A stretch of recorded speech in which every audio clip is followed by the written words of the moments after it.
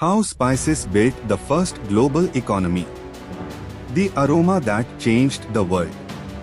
Long before gold fever swept through the Americas, before oil reshaped modern geopolitics, before corporations built empires across continents, there was a different treasure.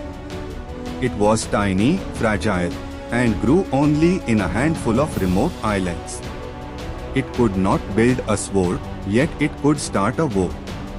It could not raise an army, yet kings bent their knees for it. It was spice, the world's first truly global commodity. Cloves, nutmeg, cinnamon, pepper, items so ordinary today that they sit quietly in our kitchen drawers. But thousands of years ago, they were worth more than silver, more than jewels, sometimes even more than human lives. A small pouch of pepper could buy a sheep. A sack could buy you a house. Spices didn't just flavor food, they flavored civilizations. In the ancient world, transporting something as fragile as nutmeg across oceans was a miracle. Moving cinnamon sticks across deserts and mountains meant risking death, robbery, or starvation. And yet, merchants did it. Why? Because the world was addicted to the aroma, the taste, the medicinal power, the mystery wrapped in each spice. And addiction creates markets. Markets create wealth. Wealth creates power. Power creates empires. Thus, spices became the spark that ignited the first global economic network, connecting China to Arabia, Egypt to India, Rome to Southeast Asia. The story of spices is the story of ambition, courage, greed, exploration, conquest, and the dawn of globalization. When taste became currency. Imagine living in a world without refrigeration, without sugar, without chocolate, without tea or coffee. Food spoiled quickly. Meat tasted bland and sometimes foul. Illness was everywhere, and medicine was primitive. Spices became the solution. Pepper preserved meat. Cloves cured toothaches. Cinnamon soothed fevers. Nutmeg was believed to protect against plagues. Cardamom freshened breath. Ginger calmed nausea. Spices were not just luxury goods, they were essential. So essential that they became currency. People paid taxes with spices. Soldiers received pepper as part of their salary. Kings measured wealth not just in gold but in cinnamon stoves. To demand spices was to demand survival. This value turned spices into one of the earliest globalized commodities. Villages in India or the Malay Islands produced goods for kings in Rome or merchants in China. When spices moved, money moved. Wealth traveled. Influence expanded. A simple peppercorn became a unit of power. Every kingdom that controlled spice routes gained prestige. Every empire that lost access fell behind. The world revolved around flavor because flavor was fortune. The first spice hunters. Long before ships crossed oceans, long before caravans stitched continents together, the earliest spice hunters were curious wanderers. Tribes in Southeast Asia chewed ginger and turmeric to survive harsh jungles. Fishermen in Indonesia used cloves to preserve fish. Villagers in India discovered black pepper in the forests of the Western Ghats. These discoveries triggered a revolution. Knowledge of spices spread not through textbooks but through stories. Hunters returned from forests with strange, fragrant seeds. Elders boiled leaves and found healing in the steam. Traders carried whispers across villages. There is a plant that cools fever. There is a berry that burns the tongue but heals the stomach. Soon, the desire for spices traveled faster than the spices themselves. Communities began cultivating plants. Farmers learned which soil pepper loved, how much shade cinnamon required, how to pollinate nutmeg trees, how to dry cloves. Such knowledge was guarded like treasure. Entire clans became custodians of their spice secrets. And as demand grew, trade grew. Spices began moving from forest to village, from village to region, from region to kingdom. A global economy was quietly forming on foot. The silent gardens of the East. If the ancient world had sacred gardens, they were the Spice Islands, the tiny Maluku archipelago of Indonesia. These islands produced two ingredients that Europe would eventually kill for: cloves and nutmeg. Nutmeg grew only on a few volcanic patches of land. Cloves grew only when planted within sight of the sea. Nature made these spices rare, and rarity makes wealth. Local chiefs treated these trees like royal bloodlines. Farmers performed rituals before harvesting. Only certain families were allowed to pick certain branches.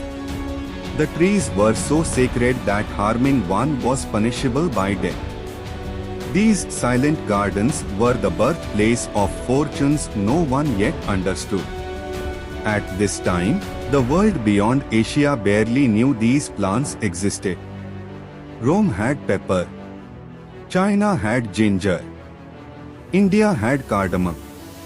But nutmeg, cloves, those belonged to the gods of the East. The Maluku Islanders had no idea that their forests would soon be the target of explorers, conquerors, empires, armies, and corporations. Their quiet gardens would change the world. Aromatic legends and sacred myths. Every civilization invented myths to explain spices. People could not understand how something so small carried so much power, so they believed spices came from magical places or divine beings.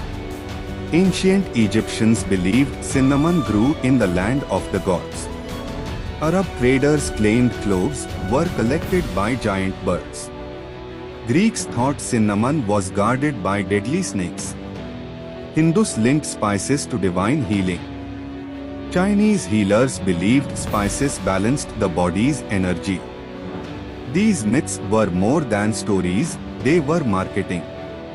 If a spice was magical, it was valuable. If it was dangerous to obtain, its price soared. Traders exploited mystery to protect their sources, inflate prices, and keep rivals away. Thus myth became economics. Mystery became strategy. Magic became money. The spice trade did not just shape global markets, it shaped global imagination. The first roads of flavor. Civilizations began connecting through primitive trade routes, jungle paths, mountain passes, river systems. These early routes were slow and dangerous, but they were the veins through which the world's first economic bloodstream flowed. India became the earliest commercial hub. Merchants from Persia, Arabia, Greece, and Indonesia converged on Indian ports. From there, goods moved overland through Persia into Mesopotamia, or across the sea to Arabia and Africa. The first global network was forming, not by empire, but by need.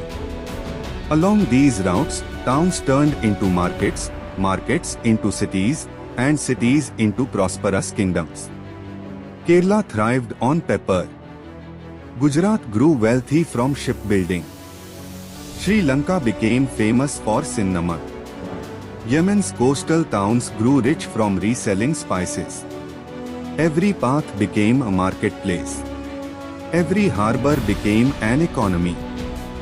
Arabia becomes the gateway of the world. Arab traders were the grand masters of early global trade. They dominated the seas long before Europeans even understood wine patterns. Arab ships traveled from India to Africa, from the Red Sea to the Persian Gulf, from the East African coast to the spice ports of the Malay world. Arabs became the middlemen of the ancient world. They controlled the flow of spices into Egypt, Rome, Greece, and the entire Mediterranean. They invented clever lies to protect their routes. They told the Romans spices grew in haunted valleys. They warned Greeks that cinnamon gathered near volcanic cliffs guarded by monsters. These stories kept competitors away and profits high. Arabia became wealthy not from producing spices, but from controlling access. This control would later inspire empires to find their own routes, shaping history forever. Egypt and the spice pharaohs.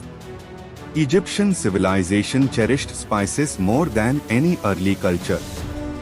They used cinnamon and myrrh in religious rituals, embalming, medicine, cooking, and cosmetics. Spices became essential for mummification, making them sacred. Pharaohs sent fleets to the land of Punt, probably modern Somalia, Eritrea, to bring back myrrh and frankincense. These goods were stored in palace vaults like treasure. Spices became symbols of eternity. Because Egypt consumed enormous quantities, they became a major destination for Arabian merchants. Egyptian wealth flowed outward, fueling an economic network stretching from Africa to the Middle East to India. The Nile didn't just deliver grain, it delivered global commerce. China's healing aromas. While the Mediterranean world treated spices as luxury items, China saw them as medicine. Chinese herbologists used ginger, cinnamon, star anise, and pepper to balance the body's yin and yang. They traded silk for spices from India and Southeast Asia. Chinese merchants traveled far into the Indian Ocean. Their demand created stable trade routes centuries before Rome or Europe tried to join the game. China's early role was crucial. They were one of the world's biggest spice consumers, shaping prices and encouraging distant kingdoms to invest in spice cultivation. The spice trade was becoming a triangle. China, India, Arabia, with Southeast Asia supplying the rarest gems. And each triangle becomes an economy. India, the beating heart of the spice world. India was the center of the ancient spice universe. Pepper grew widely in the Western Ghats. Cardamom thrived in Kerala. Turmeric in Tamil Nadu. Ginger in the northeast. Indian ports like Mujeres, Calicut, and Kollam became bustling exchange points. Greek ships, Roman ships, Arab dhows, African traders all arrived in Indian harbors, eager to buy spices. India's local kings grew rich. Fortified ports sprung up. Inland roads improved. Taxes were invented to control spice shipments. Banking systems emerged to manage payments. India didn't just produce spices, it commercialized them. In many ways, the global economy was being invented in Indian marketplaces centuries before Europe even tasted pepper. Pepper, the black gold of antiquity. Of all spices, pepper ruled supreme.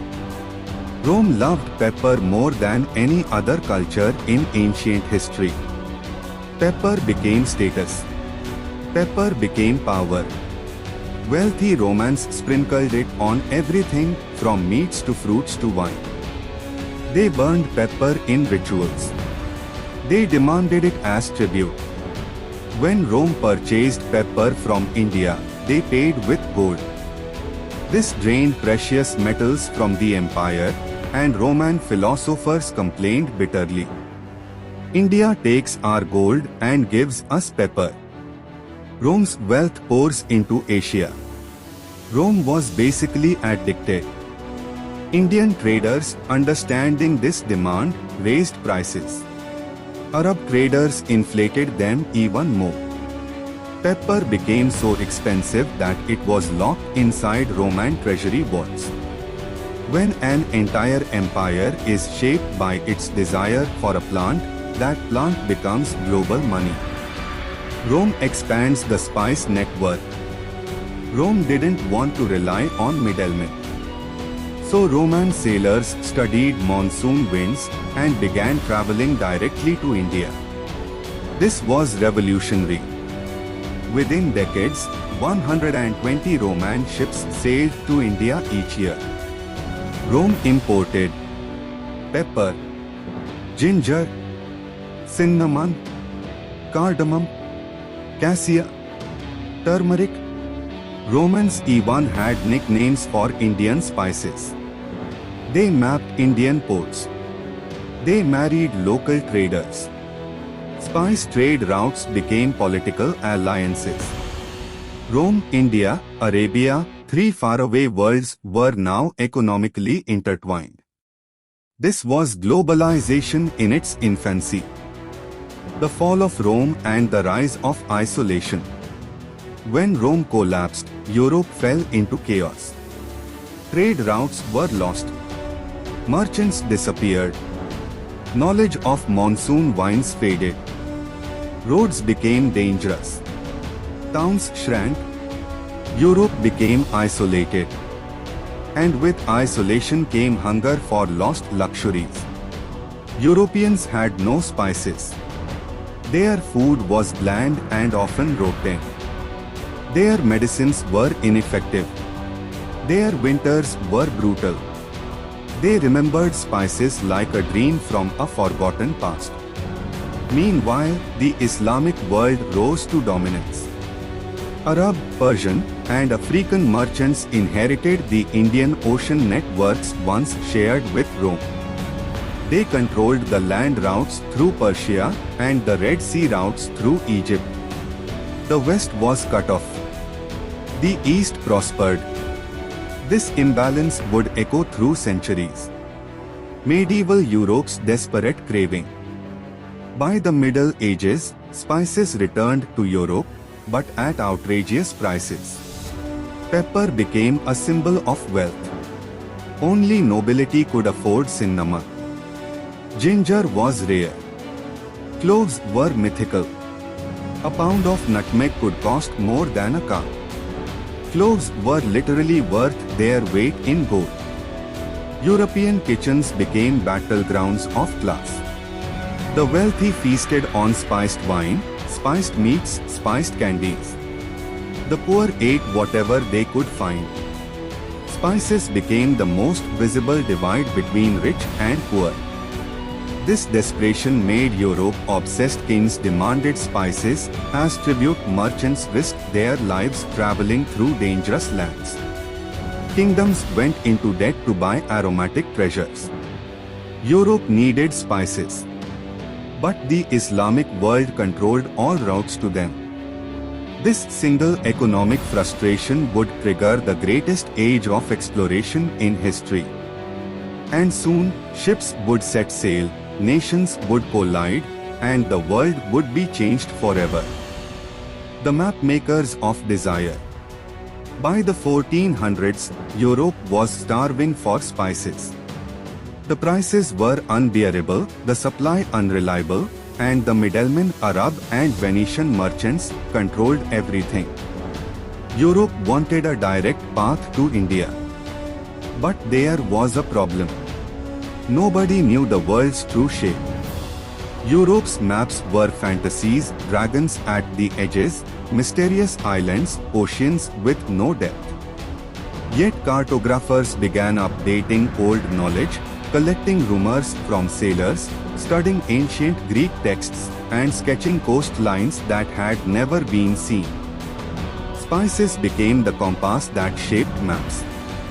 Portuguese princes funded maritime schools. Italian thinkers recalculated Earth's size. Shipbuilders experimented with new hulls. Astronomers studied stars for navigation. Every improvement in knowledge and technology had one purpose: find a sea route to the spice world.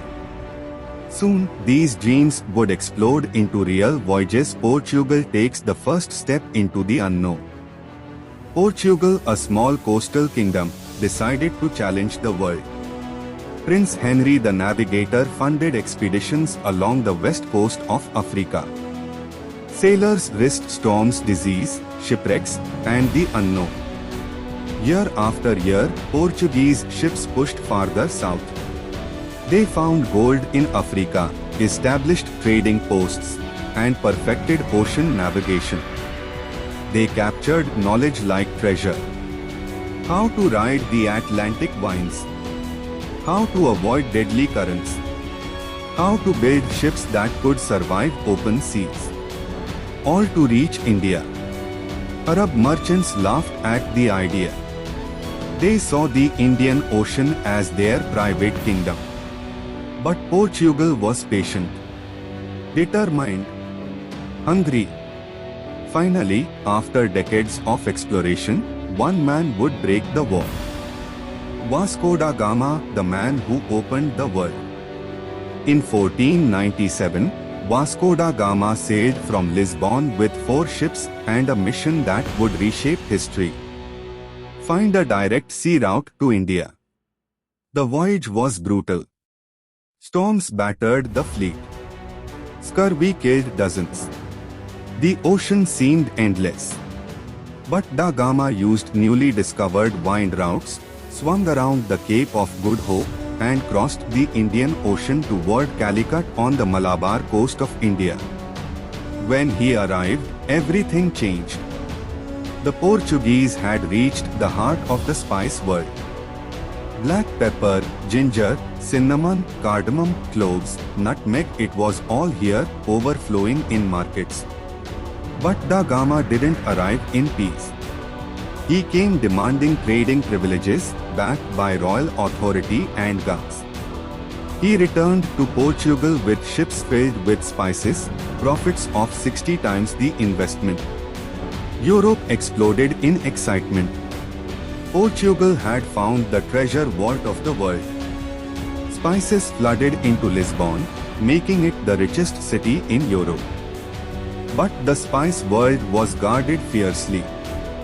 And Portugal had not earned the right to trade. They would take it by force. The age of cannons and cloves. Once Portugal tasted spice wealth, diplomacy disappeared. They arrived in India with a new strategy. Monopolize the spice trade through violence.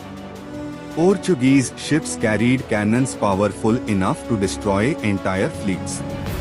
They bombed coastal towns, blockaded ports, burned ships, and demanded tributes from Indian rulers. They forced merchants to buy a cartas, a Portuguese naval license, to trade in the Indian Ocean. Those who refused were sunk. Portugal seized Goa, India; Malacca, Malaysia; Hormuz, Persian Gulf; parts of East Africa. They controlled the entrance to the Red Sea and Persian Gulf, choking Arab trade. For the first time, the Indian Ocean, once a peaceful, multicultural trading zone, became a battlefield. But Portugal had made a deadly mistake. They believed they were alone in the race. They weren't. The Spice Islands became the world's battleground. While Portugal focused on pepper ports in India, they discovered something more valuable. The legendary Spice Islands, the only source of nutmeg and cloves. The tiny Maluku Islands became the most desired real estate in the world. Every empire wanted them. Portugal, Spain, Holland, England. The local rulers were shocked. They had lived peacefully for centuries, trading spices for cloth, rice, and metal. Now foreign ships arrived demanding exclusive rights, signing predatory treaties, and forcing harvest quotas. Nutmeg trees became gold mines. Clove forests became battle zones. Peaceful villages turned into contested territories. The islands were so small, but their value was immeasurable. And the world's greatest powers were about to collide there. Spain enters the game, Magellan's fatal dream. Spain, jealous of Portugal's wealth, wanted its own path to the Spice Islands. They knew sailing east was impossible, the Portuguese controlled everything. So Spain attempted the unthinkable. Reached the Spice Islands by sailing west.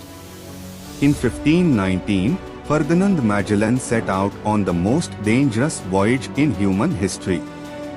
He sailed across the Atlantic, braved the storms of South America, discovered the strait that now bears his name, and crossed the vast Pacific Ocean starving, sick, and desperate. Magellan died in the Philippines, but his remaining crew reached the Spice Islands. They filled their last ship with cloves and returned to Spain. That single cargo of cloves earned enough money to pay for the entire expedition. Spices were worth that much.